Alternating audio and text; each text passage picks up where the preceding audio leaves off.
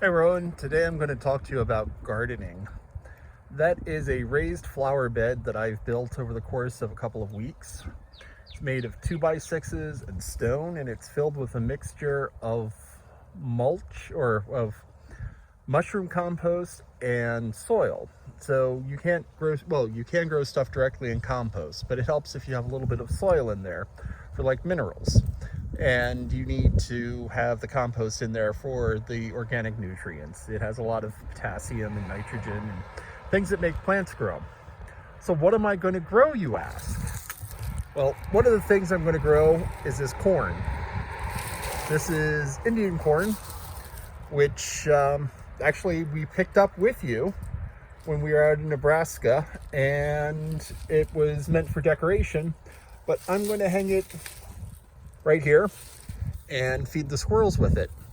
I tried popping some of it and it sort of worked, but not quite.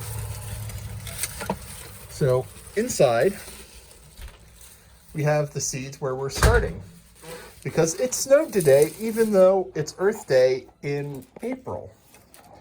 So we're growing different things. We're growing corn. I have 4 rows of 6, which is 24.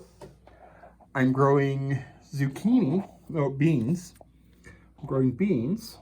I have 2 rows of 6, that's 12. I'm growing zucchini. There's the zucchini. That's 2 rows of 6 again. Now corn, beans, and squash are known as the 3 sisters, and the Native Americans used to grow them together for various, because the plants work together. The corn is a staple crop. The beans provide nitrogen into the soil and helps the corn grow. And the zucchini forms, the squash, and zucchini is a type of squash, is a cover crop. And what that does is it has these big leaves that just cover the ground. And because it covers the ground so well, it keeps other things from growing up. But the corn is tall and the beans are kind of medium height. And the zucchini covers the ground to keep weeds from growing up. Then I'm growing onions.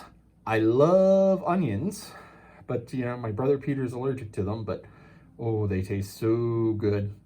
And then finally, I'm growing cabbage because I like cabbage and I can make sauerkraut with that and all sorts of yummy good stuff. And this is an interesting little seed thing because it comes with these risers that keep it up off the surface. And inside of there, there's water. So I can water the plants from the bottom, which means that if I overwater, let's say I overwater this guy, and this guy doesn't get enough. Because there's holes at the bottom of the thing, the water goes from this guy out into the big surface, and then this plant, or this plant, whichever one doesn't get enough water, can get water from it. So this is what I'm doing.